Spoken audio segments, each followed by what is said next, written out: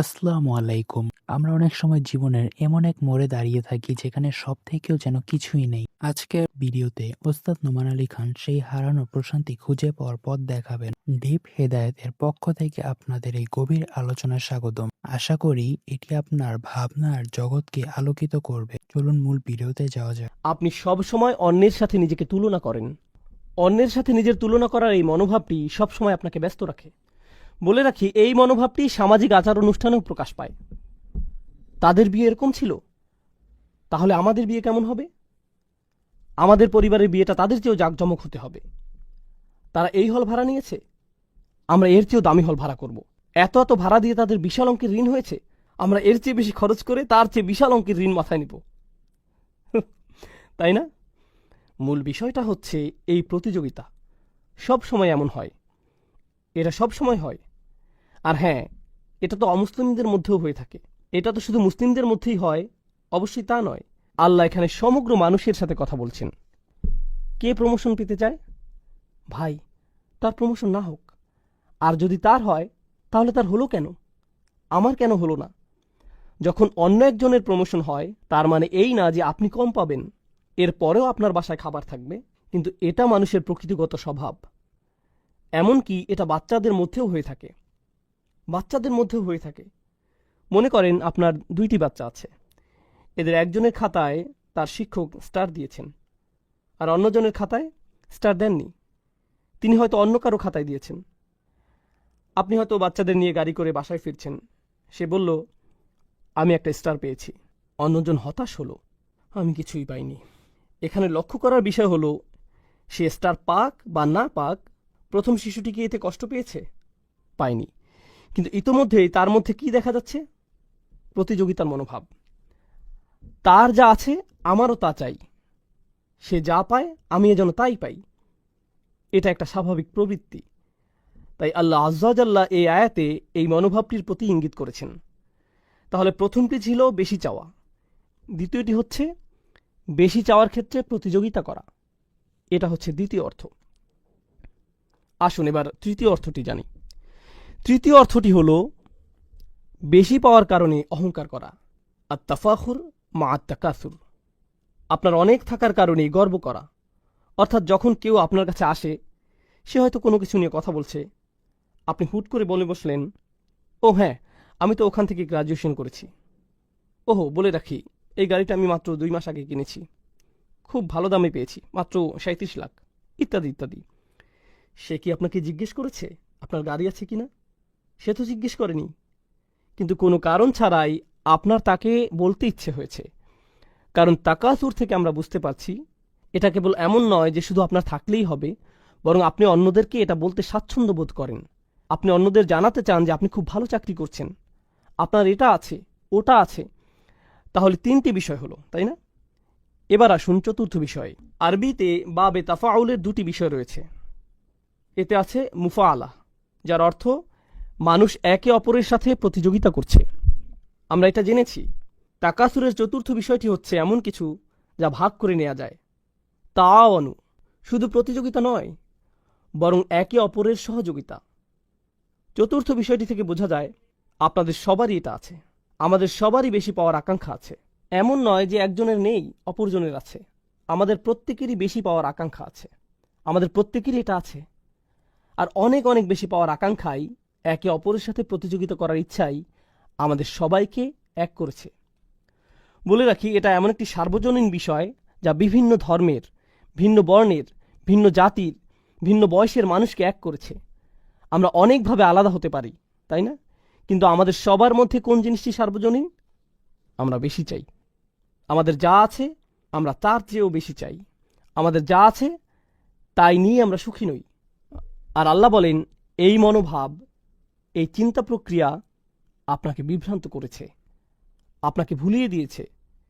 কিন্তু আরবিতে যখন ইলহা শব্দটি ব্যবহৃত হয়, তখন এই প্রশ্নটি চলে আসে যে কিসের থেকে ভুলিয়ে দিয়েছে? আচ্ছা, বুঝলাম আমাকে ভুলিয়ে দিয়েছে। আপনি যখন আমাকে ভুলিয়ে দিয়েছে বলেন, স্বাভাবিকভাবে একটা প্রশ্ন চলে আসে, কিসের থেকে ভুলিয়ে দিয়েছে? আমি কাজের কথা ভুলে গিয়েছি, আমি স্কুলের কথা ভুলে গিয়েছি, আমি কিসের কথা ভুলে গিয়েছি? এটি জানতে হলে আরবিতে একটি আন যোগ করতে হয়। আমি আপনাদের যে আয়াতটি বলেছি, লা তুলহিকুম আমওয়ালুকুম ওয়ালা আওলাদুকুম, এরপর আল্লাহ যোগ করলেন আন যিকরিল্লাহ, আপনার সম্পদ ও সন্তান যেন আপনাকে ভুলিয়ে দিতে না পারে। কিসের থেকে? আল্লাহর স্মরণ থেকে। এখানে কিছু একটা থেকে বলা হয়েছে, এখানে বাড়তি তথ্য যোগ করা হয়েছে, এই তথ্যটি দিয়ে আপনাদের উত্তর দেওয়া হয়েছে। এখন এই সূরায় আল্লাহ আযজা জাল্লা আন শাইইন বলেননি, তিনি কি বলেছেন? আমাদের ভোলার ব্যাপারে তিনি কি বলছেন? এখানে তিনি উন্মুক্ত রেখেছেন। উন্মুক্ত রাখার মাহাত্ম্য হচ্ছে এটা ইতলাকে পরিণত হয়েছে, এটা শর্তহীন হয়েছে। আপনি নিজে খুঁজে বের করুন। আল্লাহ চান যেন আমরা নিজে খুঁজে বের করি আমরা কি থেকে ভুলে আছি। কিছু আলেম মন্তব্য করেছেন, প্রথমত আমরা সত্য থেকে ভুলে আছি, যে আমাদের সত্যের পথে ডাকছে, আমরা তার প্রতি উদাসীন আছি। সে আপনাকে গুরুত্বপূর্ণ কিছুর প্রতি ডাকছে, ভাই আমি কাজে ব্যস্ত আছি। কেউ আপনার কাছে এসে বলল, ভাই চলো আমরা কোরআন থেকে কিছু শিখি, চলো আমরা নবী সাল্লাল্লাহু আলাইহি সাল্লামের সুন্নাহ থেকে কিছু শিখি। ভাই আমি এখন ব্যস্ত। আর আল্লাহ তাআলা বলছেন, আপনার এই ব্যস্ততা আসলে কেবল উদাসীনতা, আর এটাই আপনাকে সত্য থেকে দূরে রেখেছে, এটা আপনাকে সত্য থেকে দূরে রেখেছে। এটা একটা মন্তব্য, সত্যের প্রতি উদাসীন থাকা। তাফসিরে আমরা আলেমদের আরেকটি মন্তব্য পাই, সেটা হলো নিজেকে ভালোভাবে দেখা থেকে দূরে থাকা, মুহাসাবা। এটা আপনাকে নিজেকে দেখা থেকে ভুলিয়ে দিয়েছে। আমি আমার জীবনে কি করছি, আমি কিসের পিছনে ছুটছি। আর হ্যাঁ, আপনি যখন কোনো কিছুর পেছনে ছোটেন আর তা পেয়ে যান, আপনার সেগুলো বিরক্ত লাগা শুরু হয়। তখন আপনি অন্য কিছুর পেছনে ছোটেন, তারপর সেটাও আপনার বিরক্ত লাগে। এরপর আপনি অন্য কিছু খোঁজেন। আমাদের সবারই এমন হয়। আপনি যদি একটি বাড়ি কিনতে চান আর আপনি বাড়ি কিনে ফেলেন, তখন কি হয়? কিছুদিন পরে অন্য একজনের বাড়ি দেখতে আপনার বাড়ির চেয়ে সুন্দর মনে হয়, তাই না? এটা বিরক্ত লাগতে শুরু করে, আপনি পুনরায় সাজান। কিছুদিন পর আবার বিরক্ত লাগা শুরু করে। যখন আপনার সন্তান খুব করে একটা ভিডিও গেমের আবদার করে, আপনি সেটা কিনে দেন। তারা সেটা কয়দিন খেলে, কিছুদিন যায়, তারা গেমে জিতে যায়, শেষ। তারা বিরক্ত হয়ে পড়ে। নতুন কোনো মুভি আসলো। অনেক দিন আগে আমি তখন নিউ ইয়র্কে ছিলাম, আমি এমনটি বলেছিলাম, স্টার ওয়ার বা এরকম কোনো মুভি হবে। এর আগেরটা সম্ভবত 70-এর দশকে বের হয়েছিল, এরপরে তার সিকুয়েল বের হলো। জানি না এখন এমন হয় কিনা। নিউ ইয়র্কের রাস্তায় বিশাল হুলস্থুল লেগে গিয়েছিল। কেবলমাত্র একটি হলে সেটা রিলিজ পেয়েছিল, আর সেটার লাইন এত লম্বা ছিল যে হজের জন্য পাসপোর্টের লাইনের চেয়েও সেটা কয়েক গুণ বড় ছিল। অসংখ্য মানুষ সেই মুভি দেখার জন্য লাইনে দাঁড়িয়েছিল। সারা রাত তারা দাঁড়িয়ে যেন কিয়াম করছে, যেন সেই মুভিটা দেখতে পারে। তারা সেই মুভির জন্য সবকিছু ছেড়ে লাইনে দাঁড়িয়েছিল। কেউ কেউ তো মনে হচ্ছিল যেন ইসলামের পোশাক পরা ছিল। তারা স্টার ওয়ার্সের বিভিন্ন জামা কাপড় পরে, মুখে ছবি এঁকে, হই হুল্লোড় করে লাইনে দাঁড়িয়েছিল, যেন তারা মুভিটা দেখতে পারে। তারা তখন অন্য কিছুই চায়নি। আপনি যদি তখন সেই মুহূর্তে তাদেরকে কোনো কিছু নিয়ে বলেন, আপনি যদি বলেন আপনি কি এই কাজটা করবেন বা অন্য কিছু করবেন, না না না না, আমি এখন লাইনে দাঁড়াবো।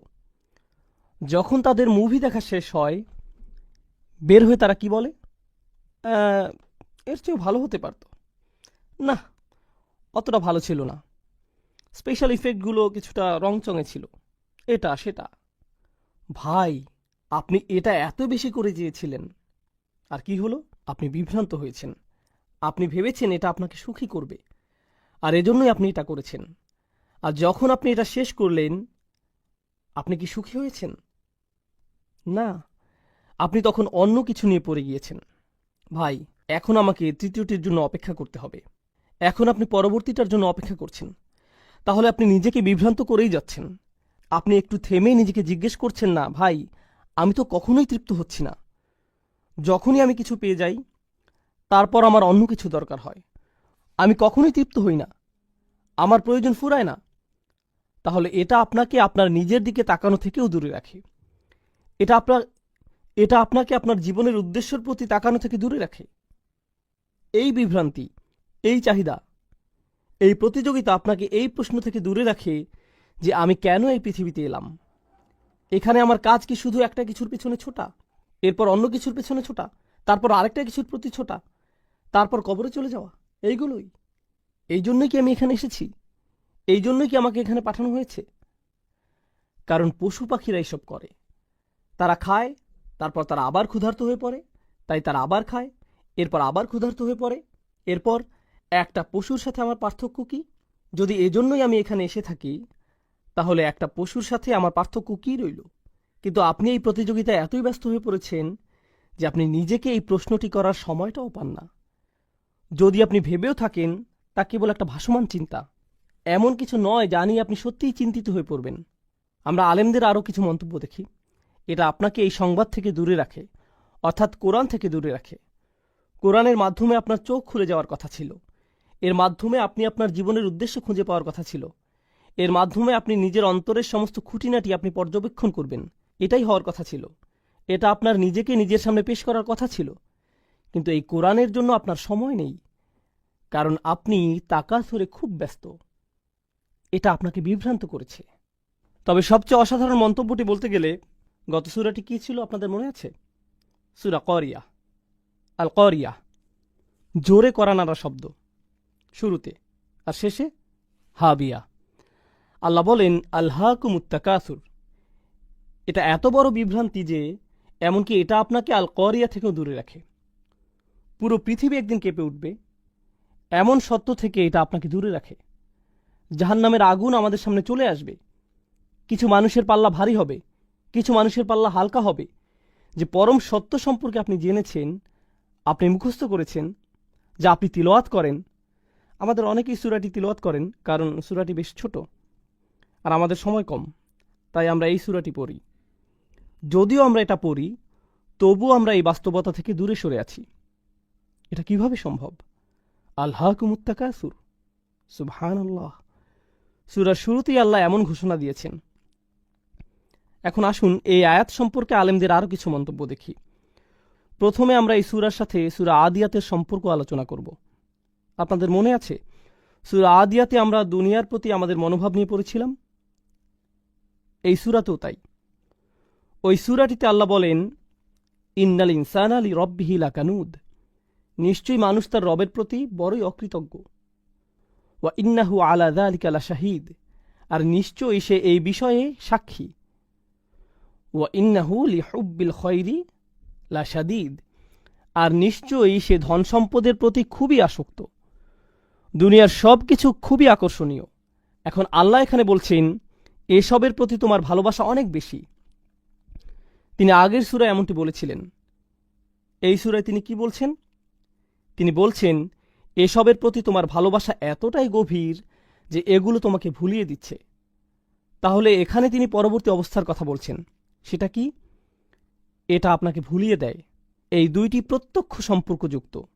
জামাকশারি মন্তব্য করেছেন ইদা শাগালাত, অর্থাৎ এই চাওয়ার আশা তোমাকে ব্যস্ত রাখে। শুধুমাত্র আপনার মনেই নয়, বরং আপনার আচরণেও এটা আপনাকে ব্যস্ত রাখে। তিনি কাফিরদের এভাবে সংজ্ঞায়িত করেছেন আর তাবারি ফিল কাসরা আর তাবাহি বিহা, নিজের অনেক আছে, এটা মানুষকে দেখিয়ে বেড়ানো, সেই সাথে এটা দেখিয়ে গর্ব অনুভব করা। যেমন কেউ বলল আমাদের অনেক কিছু আছে, এটা শুনে অন্যজন বলল না, আমাদের তার চেয়েও বেশি আছে। এভাবে কার বেশি আছে আর কার কম আছে এর হিসাব করতে করতে আপনার জীবন অতিবাহিত। সুবহানাল্লাহ। শাওকানি রহমাহুল্লাহ তাকাসুর নিয়ে মন্তব্য করেছেন, তারা একে অপরকে কার কি বেশি আছে সেটা দেখিয়ে বেড়ায়। খুবই গুরুত্বপূর্ণ কথা বলেছেন। তিনি বলেছেন এখানে বিভ্রান্তি বলতে টাকা পয়সা অথবা সন্তানটিকে বোঝানো হতে পারে। আল্লাহ যে বিভ্রান্তির কথা বলেছেন তা হল সম্পদ আর সন্তান। তিনি কেন এমনটি বললেন? আরেকটি জায়গায় ইলহা কিভাবে ব্যবহৃত হয়েছে? আল্লাহ বলেন লা তুলহিকুম আমওয়ালুকুম ওয়ালা আওলাদুকুম। বিভ্রান্তি বলতে কোরআনের সম্পদ ও সন্তানকে বোঝানো হয়েছে। এটা এক জায়গায় এসেছে। অন্য জায়গায় আমরা তাকাসুরের বর্ণনা পাই। সূরা হাদীদে আল্লাহ বলছেন তাকাসুরুন ফিল আমওয়ালি ওয়াল আওলাদ। তাহলে আয়াতের প্রথম শব্দ ইলার সাথে আমরা আমওয়াল ও আওলাদ এই দুটি শব্দ পাই। দ্বিতীয় শব্দ তাকাসুরের সাথেও আমরা আমওয়াল ও আওলাদ পাই। আমরা এই উভয় ক্ষেত্রেই পাই।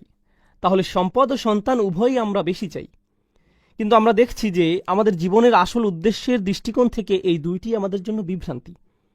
এগুলো হতে পারে বড় বিভ্রান্তির কারণ। তাকাসুর ফিল আওলাদ, এটা নিয়ে ছোট একটা সন্দেহ নিরসন করা প্রয়োজন। সন্তানের ক্ষেত্রে বেশি যাওয়ার ব্যাপারে এটা দিয়ে কয়েকটি বিষয় বোঝায়। এটা কেবলমাত্র বেশি সন্তান নিয়ে বোঝায় না, বেশি বলতে অনেক সন্তান থাকাকেই শুধু বোঝায় না। আমরা এমন একটি সময়ে আছি যখন মানুষ চিন্তা করে যে বেশি সন্তান নেওয়া অর্থনীতির পক্ষে ক্ষতিকর, তাই না? এমনকি কিছু দেশ তো আছে যাদের এমন নিয়ম রয়েছে যে আপনি নির্দিষ্ট সংখ্যক সন্তানের বেশি নিতে পারবেন না। তারা আল্লাহর হুকুমের সাথে খেলতে গিয়ে নিজেরাই উল্টো ধরা খায়। কেন তারা বেশি সন্তান নিতে আপত্তি জানিয়েছে? তারা বেশি সন্তান নিতে চায়নি কারণ তাদের সেই সামর্থ্য নেই, তাদের অর্থনীতির সেই সামর্থ্য নেই। এখন কি হচ্ছে? যেমন চায়নার কথাই ধরুন, এখন সেখানে নতুন অর্থনৈতিক বিপর্যয় সৃষ্টি হয়েছে। আমাদের দেশের অবকাঠামোগত চাহিদা মেটানোর জন্য যথেষ্ট জনবল নেই, কারণ আমরা জনসংখ্যা বাড়তে দেইনি। তাই সেখানে এখন নতুন ধরনের অর্থনৈতিক বিপর্যয় দেখা যাচ্ছে, জনসংখ্যা রোধ করে, যেটা তারা নিজেরাই সৃষ্টি করেছে। সুবহানাল্লাহ। তাহলে এখানে উভয়টিই এসেছে আল্লাহর হুকুম অমান্য করার কারণে। যাই হোক, এর দ্বিতীয় অর্থটি হল, যখন আল্লাহ বলেন তাকাসুর ফিল আওলাদ, এটা দিয়ে বোঝায় আপনি আপনার সন্তানের জন্য বেশি চান, অর্থাৎ আমার অন্যদের চেয়ে বেশি পেতে হবে। এই প্রতিযোগিতা আপনার সন্তানের মধ্য দিয়ে প্রকাশ পায়। আপনি বলেন আমার সন্তান যেন অন্য সন্তানদের চেয়ে বেশি পায়, আমার ছেলে যেন দলে সুযোগ পায়।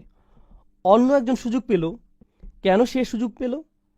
আমার ছেলে পরীক্ষায় বি পেয়েছে, কেন সে বি পেল? আমি শিক্ষকের নামে অভিযোগ দেব।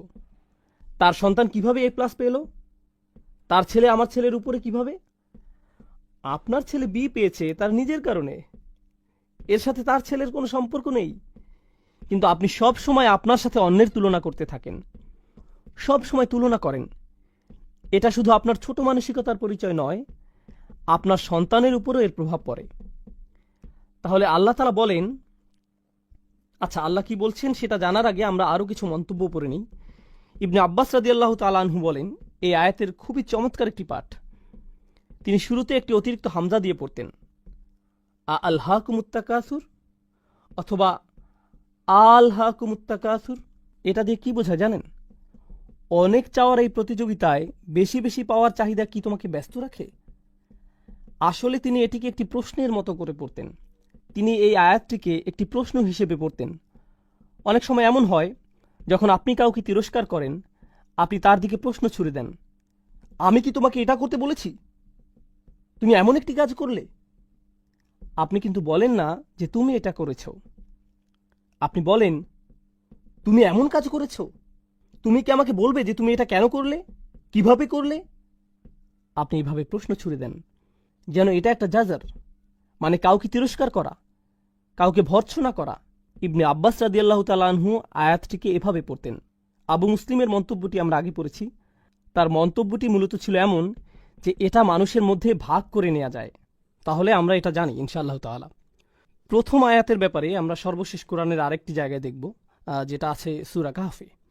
আলহাকুমুত তাকাসুরের একটি সুন্দর ব্যাখ্যা।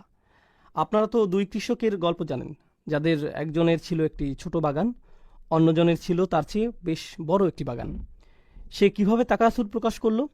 সে গরিব কৃষককে বলল, ধনী কৃষক গরিব কৃষককে বলল, আনা আকসারু মিনকা মালান ও আযু নাফারা, সম্পদের দিক থেকে আমি তোমার চেয়ে বড়, জনবলের দিক থেকেও আমি তোমার উপরে।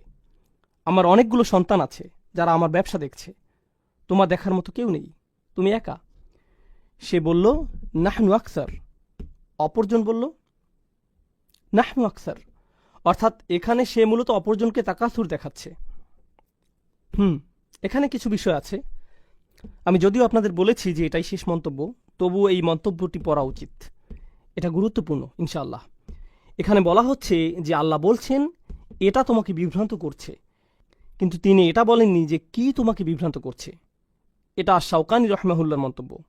তিনি বলছেন, অলাম ইয়াকুল আনকাদা, তিনি এখানে বলেননি যে মানুষ কিসে বিভ্রান্ত হয়, বাল আতলাকাহ, বরং তিনি এটাকে শর্তহীন করেছেন। কারণ এটাকে শর্তহীন করায় তাচ্ছিল্য, তিরস্কার বা সমালোচনার জন্য এটা আরও অলঙ্কারপূর্ণ হয়েছে।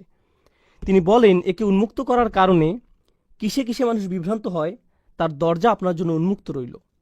আমরা একটু আগে জীবনের উদ্দেশ্য খোঁজা, নিজেই নিজেকে দেখা, এসব নিয়ে আলোচনা করেছি। এসবের প্রতি আপনি উদাসীন থাকেন, তাই এই সব দরজাই এখন আপনার সামনে খোলা, এবং একে উন্মুক্ত রাখার কারণে এটা সার্বজনীন হয়ে গিয়েছে। অর্থাৎ এখানে কেবল একটি বিভ্রান্তি নিয়ে কথা বলা হচ্ছে না, বরং অনেক কিছুতেই আপনার মনোযোগী হওয়া উচিত। এগুলোর কারণে আপনি কোনো কিছুতেই মনোযোগ দেন না। এটা হচ্ছে আরেকটি সুবিধা। এখানে বাগ্মিতার রীতি মানা হয়েছে। এটা হচ্ছে আরবি অলঙ্কার শাস্ত্রের একটি পাঠ।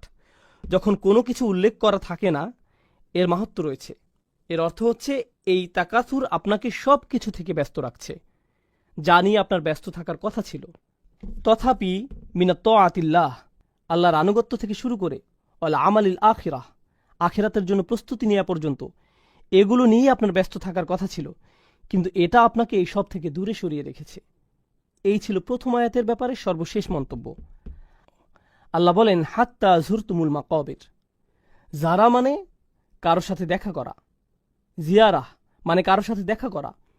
উর্দুতে আমরা বলি জিয়ারত করনা, এরকম কাছাকাছি শব্দ, কারোর সাথে দেখা করা। কিন্তু প্রাচীন আরবি ভাষায় এর আরেকটি অর্থ আছে, সেটা হলো কারোর সাথে দেখা করা ও তাকে জড়িয়ে ধরা, বুকে বুক মেলানো। একেও জিয়ারা বলা হয়ে থাকে। আপনি কেবলমাত্র কারোর সাথে দেখাই করেন না, আপনি তাকে জড়িয়েও ধরেন। আর আল্লাহ এখানে বলে রাখি, আপনি যখন কারোর সাথে দেখা করেন সেটা কি স্থায়ী না অস্থায়ী? এটা অস্থায়ী। আপনি একটু পরেই চলে যাবেন। এখানে এই অর্থটিও আছে, মানে আপনি কারোর সাথে দেখা করতে গিয়েছেন, আপনি দেখা করেছেন, এরপর আপনি চলে গিয়েছেন। আল্লাহ এখানে বলেছেন হাত্তা জুরতুমুল মাকাবির, যতক্ষণ পর্যন্ত আপনি কবরের সাথে দেখা করছেন বা সাক্ষাৎ করছেন। আক্ষরিক অর্থে বললে যতক্ষণ না আপনি কবরের সাথে সাক্ষাৎ করছেন। যখন আপনি কারোর সাথে দেখা করেন, আপনি তার জন্য প্রস্তুতি রাখেন, আপনি প্রস্তুতি নিয়ে দেখা করেন। আপনার ভালো লাগুক বা না লাগুক, আপনার তার সাথে দেখা করতেই হবে। আর এখানে আপনি কার সাথে দেখা করছেন? আপনার কবরের সাথে। এখানে জিয়ারা শব্দটির সাথে মাকাবির ব্যবহার করার কারণে আমরা একটা জিনিস বুঝতে পারছি যে আমরা কবরে চিরকাল থাকব না। কেননা জিয়ারা বলতে অস্থায়ী বোঝায়। আল্লাহ জিয়ারা শব্দটির সাথে জান্নাত বা জাহান্নাম ব্যবহার করেননি, তিনি ব্যবহার করেছেন মাকাবির, কবরের সাথে। আপনি যদি আরেকটি সূরায় দেখেন, দুনিয়ার প্রতি মনোভাব নিয়ে অপর আরেকটি সূরা কি? সূরা আদিয়াত। আফালা ইয়ালামু ইযা বু'সিরা মা ফিল কুবুর।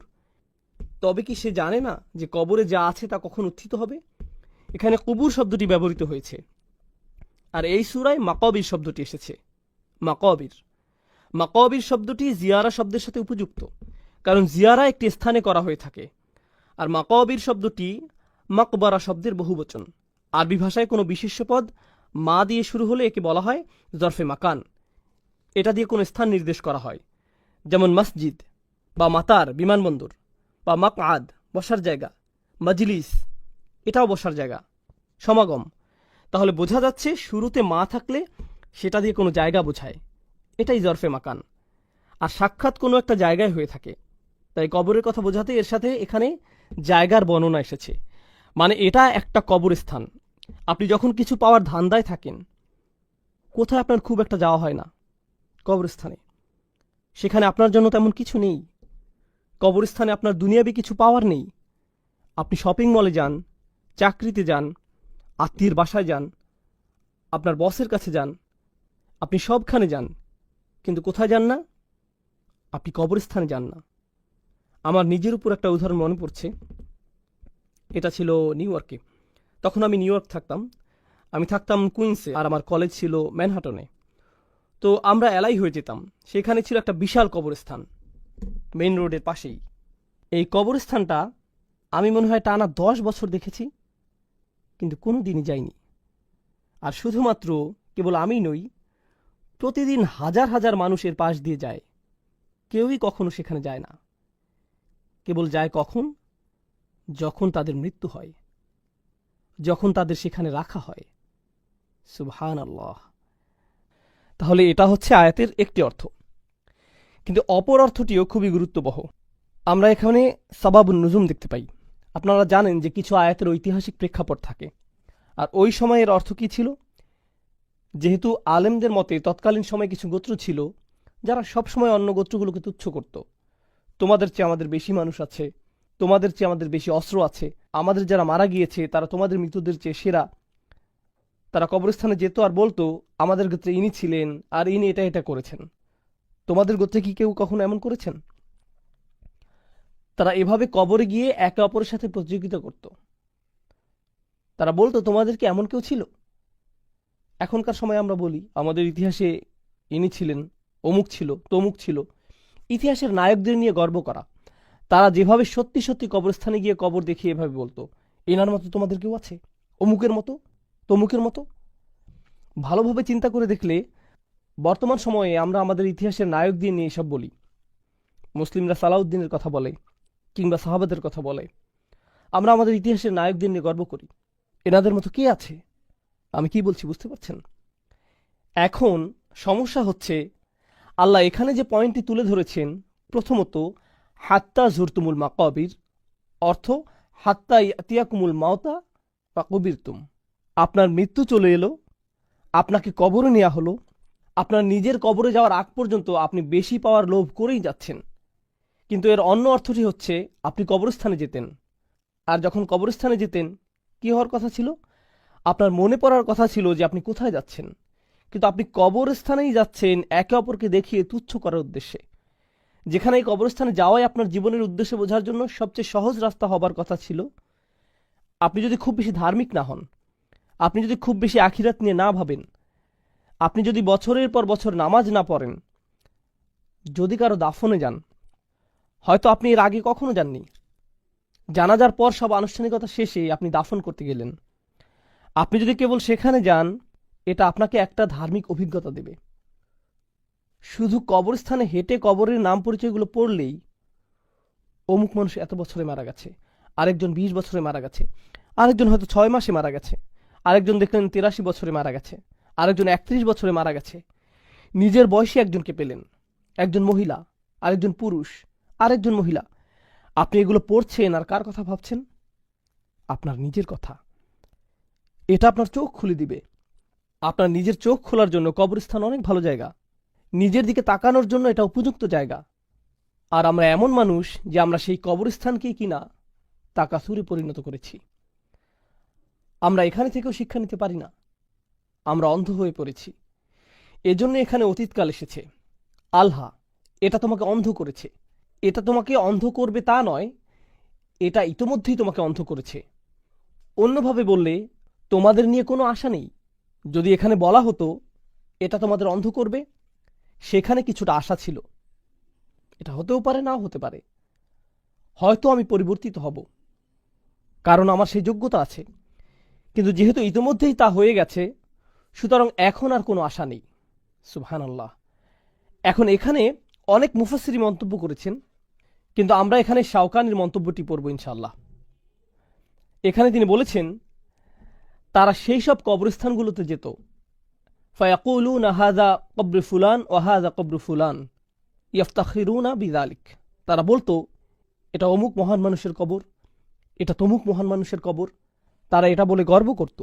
কাল্লা সাউফা তা'লামুন সুম্মা কাল্লা সাউফা তা'লামুন, একই আয়াত, পার্থক্য কি? শুরুতে সুম্মা আছে। সরল অনুবাদ হচ্ছে কাল্লা। প্রথমে কাল্লা শব্দটি দেখি। কাল্লা বিমাআনা হাক্কা। কাল্লা অর্থ অবশ্যই। শব্দগতভাবে কাল্লা অর্থ কোনো মতেই না, কোনোভাবেই না, কোনোভাবেই না। অর্থাৎ আপনার এই অন্ধত্ব চিরকাল থাকবে না, অবশ্যই থাকবে না। শীঘ্রই আপনি জেগে উঠবেন। আর যখন আপনি জেগে উঠবেন, আপনি নিজে থেকেই বলবেন, আমি কি করেছি, আমি কিভাবে এতটা অন্ধ হয়ে গিয়েছি। আপনি দেখবেন কিছু মানুষ আছে যারা দুনিয়ার মোহে এতটাই অন্ধ, আপনি যদি তাদের ঘুম ভাঙানোর চেষ্টা করেন, আপনি যদি তাদের জীবনের অর্থ বলার চেষ্টা করেন, তারা এটা শুনতেই আগ্রহী না। আপনি মনে মনে ভাবেন, ভাই এই লোকটি কোনোদিন সত্য উপলব্ধি করবে না, একে নিয়ে কোনো আশা নেই, এই লোকটি কোনোদিনই বুঝবে না। আল্লাহ তাদের উদ্দেশ্যে বলেন, কাল্লা, না, একদিন সময় আসবে, অবশ্যই তারা শুনবে, কোনো অন্ধত্ব থাকবে না। আর এটা কিন্তু কবরে যাওয়ার পর, তাদের দাফনের পর। তাহলে কাল্লা সাউফা তা'লামুন প্রথম আয়াত, খুব তাড়াতাড়ি তুমি বুঝতে পারবে। সা তা'লামুন অর্থ শীঘ্রই তুমি বুঝতে পারবে। সাউফা তা'লামুন খুব শীঘ্রই তুমি এটা বুঝতে পারবে। মানে হচ্ছে তোমার মৃত্যু খুবই কাছে। এটা শুধু কাছে নয়, বরং খুবই কাছে। যখনই তোমার মৃত্যু আসবে তুমি বুঝতে পারবে। আলী রাদিয়াল্লাহু তাআলা আনহু বলেন, আন-নাসু নিয়াম, মানুষ ঘুমাচ্ছে, তিনি বলেন মানুষ ঘুমাচ্ছে, আর যখন তারা মৃত্যুবরণ করবে তারা জেগে উঠবে, মরার পরই তারা জেগে উঠবে। এই আয়াতটি সম্পর্কে তিনি এমন মন্তব্য করেছেন রাদিয়াল্লাহু আনহু। তাহলে আমরা দেখতে পাচ্ছি কাল্লা সাউফা তা'লামুন, শীঘ্রই তুমি বুঝতে পারবে। কখন বুঝতে পারবে? আপনি বুঝতে পারবেন যখন আপনি কবরে যাবেন। ভাই, আমার কি করা উচিত ছিল, আমার কি নিয়ে ব্যস্ত থাকা উচিত ছিল, আপনি খুব শীঘ্রই বুঝতে পারবেন যখন আপনি কবরে যাবেন। আর প্রশ্ন শুরু হয়ে যাবে।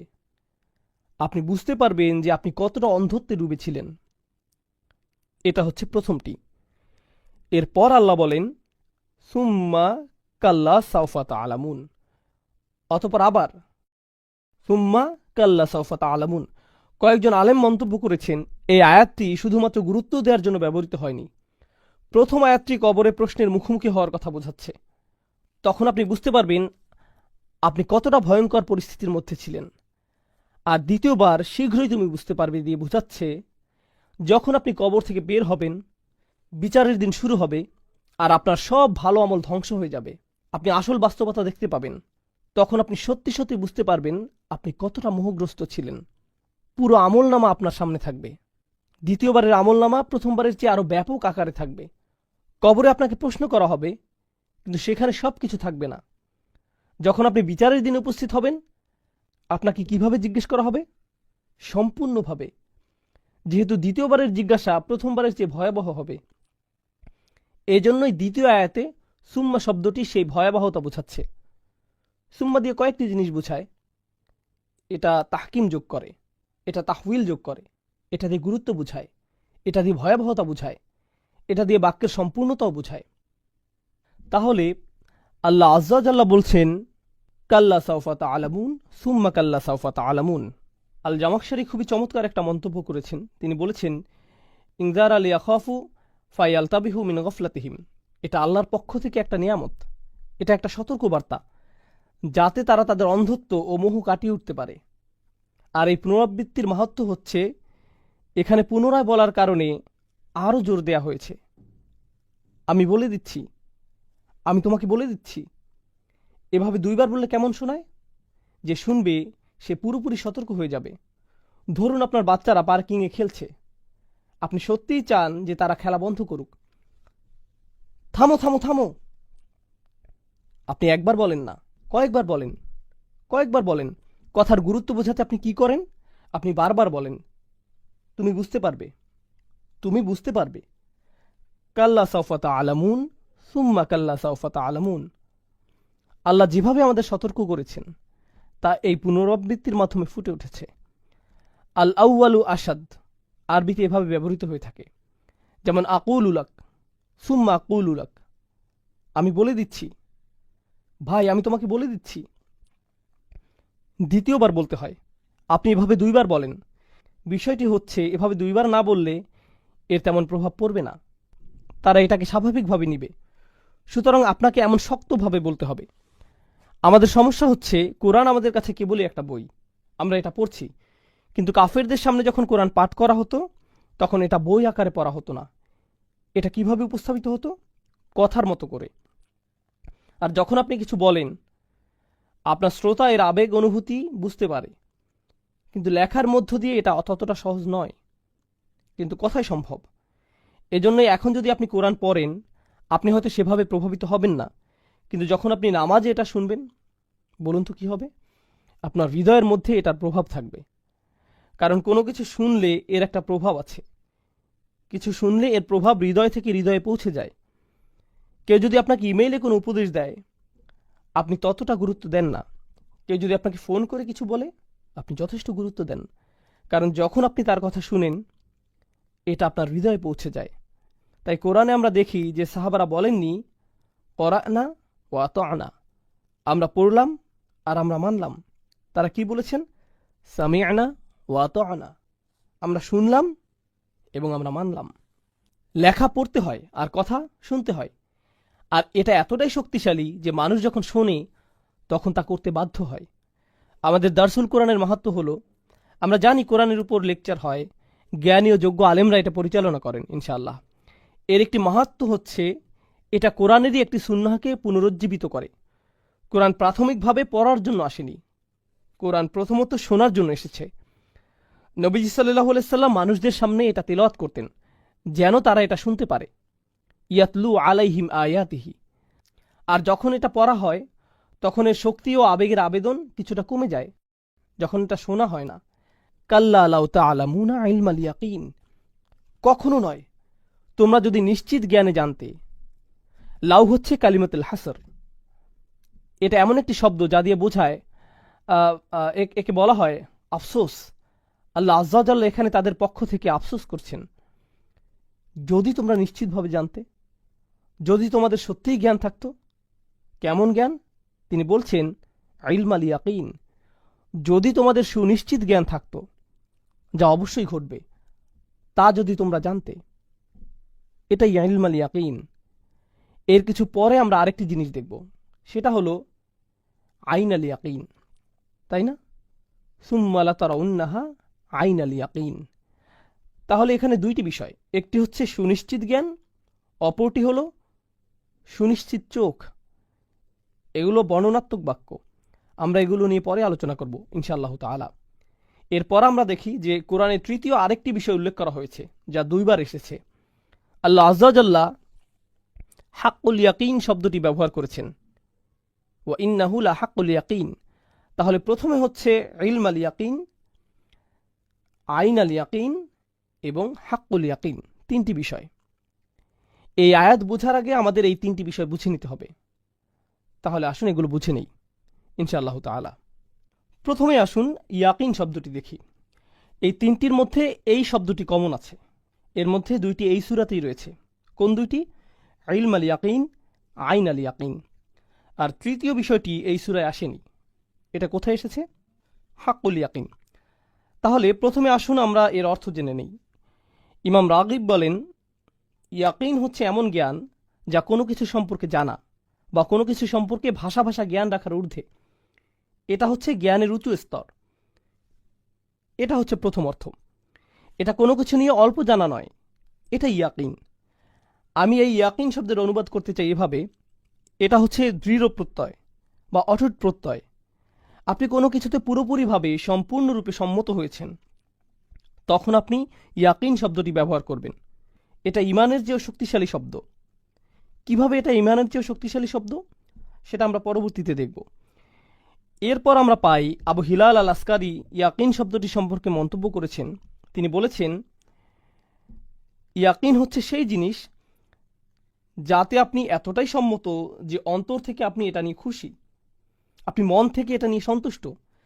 যেমন ধরুন, কেউ হয়তো বলল যে পরকাল বলতে কিছু আছে, আপনি বললেন আমার মনে হয় এটা সত্যি হতে পারে, হ্যাঁ থাকার সম্ভাবনা আছে, আচ্ছা আমার এটা নিয়ে কোনো সমস্যা নেই। এটা ইয়াকিন নয়, এটা কোনো মতে মেনে নেয়া। কিন্তু আপনি যখন জানেন যে এটা অবশ্যই আছে, অবশ্যই আছে, গতকাল যেমন ছিল তেমন, আপনি আমার সামনে বসে আছেন, এটা যেভাবে জানেন সেভাবে আখিরাতে বিশ্বাস করেন, তখন এটা ইয়াকিনে পরিণত হয়। আপনি অন্তরে এটা সাধারণভাবে বিশ্বাস করেন না, বরং অটুটভাবে বিশ্বাস করেন। এটাই হচ্ছে ইয়াকিনের প্রথম অর্থ। দ্বিতীয়ত, ওয়ানাহজুস সদর বিমা আমালিহি। আসলে এটা দ্বিতীয় অর্থ। প্রথমটি ছিল সুকুনুন নফস, যার মানে আপনি এটা নিয়ে দ্বিতীয়বার ভাববেন না, এটা নিয়ে আপনি পুনরায় চিন্তা করেন না, এটা আপনি এ ব্যাপারে নিশ্চিত, আপনার কাছে এটাই সত্যিকার বাস্তবতা। আপনি এটা নিয়ে দৃঢ় প্রতিজ্ঞ, যা নিয়ে আপনি দ্বিতীয়বার ভাবেন না। তাহলে এই হচ্ছে এর দুইটি মর্মার্থ। একটি হচ্ছে আপনি এটা নিয়ে দ্বিতীয়বার ভাববেন না, আর দ্বিতীয়ত আপনি এই বাস্তবতা নিয়ে পুরোপুরি সন্তুষ্ট। এখন কোরআনে ইয়াকিন শব্দটি কিভাবে ব্যবহৃত হয়েছে? আমরা পাই ইয়াকিন শব্দটি মৃত্যু বোঝাতে ব্যবহৃত হয়েছে। হাত্তা আতান আল ইয়াকিন ও আবুদ রব্বাকা হাত্তা ইয়াতিয়াকাল ইয়াকিন। ইয়াকিন শব্দটি মৃত্যু বর্ণনা এসেছে। কেন? এমনকি কাফেরও কিসে বিশ্বাস করে? মৃত্যুতে। আপনি আখিরাতে অবিশ্বাস করতে পারেন, আপনি কবরের প্রশ্নগুলোকে অবিশ্বাস করতে পারেন, আপনি জান্নাত জাহান্নামকে অবিশ্বাস করতে পারেন, ঠিক আছে। কোন সুস্থ স্বাভাবিক মানুষ মৃত্যুর প্রতি অবিশ্বাস করতে পারে না। এটাই হচ্ছে সুনিশ্চিত বিশ্বাস। যে কোনো আলোচনার শুরুই এটা, যে কারো জন্যই। কোন জিনিসটি সবাই সুনিশ্চিত বলে বিশ্বাস করে? ভবিষ্যতের কোন জিনিসটি আমরা নিশ্চিত বলে জানি? মৃত্যু একেবারে সুনিশ্চিত। তাহলে এটা সবার জন্যই এতটা নিশ্চিত একটি বিষয় যে আল্লাহ এখানে ইয়াকিন শব্দটি ব্যবহার করেছেন। এখন আমরা কোরআনে পাই যে যখন আপনি এটা বিশ্বাস করবেন, এটাকে আপনি নিশ্চিত বলে জানবেন, কিন্তু আপনি একে অন্তরে ধারণ করতে চান না। আমরা এমনটি কোরআনেও দেখতে পাই। আল্লাহ বলেন, যখন আপনি তাদেরকে শেষ সময়ের কথা বলেন, তারা বলে, আচ্ছা, আমরা এটা নিয়ে ভেবেছি। শুধুমাত্র ভেবেছি, এর বেশি কিছু নয়। সময়ের কথা বলেন, তারা বলে, আচ্ছা, আমরা এটা নিয়ে ভেবেছি, শুধুমাত্র ভেবেছি। আমার মনে হয় এটা হলেও হতে পারে, কিন্তু আমরা পুরোপুরি নিশ্চিত নই। অমা নাহনু বিমুস্তাইকিনিন, আমরা এ বিষয়ে দৃঢ় বিশ্বাসী নই। শুনে এটাকে বেশ চমৎকার মনে হচ্ছে ভাই। তোমাদের মুসলিমদের ধর্মবিশ্বাস খুবই চমৎকার মনে হচ্ছে। এভাবেই তারা বলে, কিন্তু তারা এটাকে ইস্তিকান করে না, তারা একে অন্তরে ধারণ করে না। তাহলে যার ইয়াকিন নেই সে এমন বেদনাদায়ক মন্তব্য করে।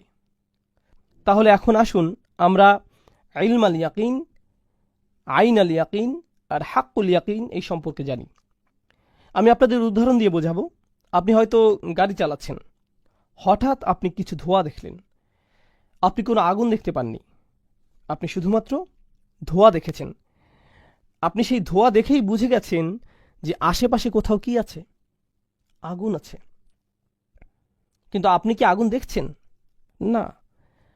আপনি আপনার জ্ঞানের মাধ্যমে বুঝতে পারছেন যে যেহেতু এখানে ধোঁয়া দেখা যাচ্ছে, নিশ্চয়ই আশেপাশে কোনো আগুন থেকে এটা আসছে। আপনি আপনার নিজের চোখে দেখেননি, নিজের জ্ঞান থেকে আপনি এটা বুঝতে পারছেন।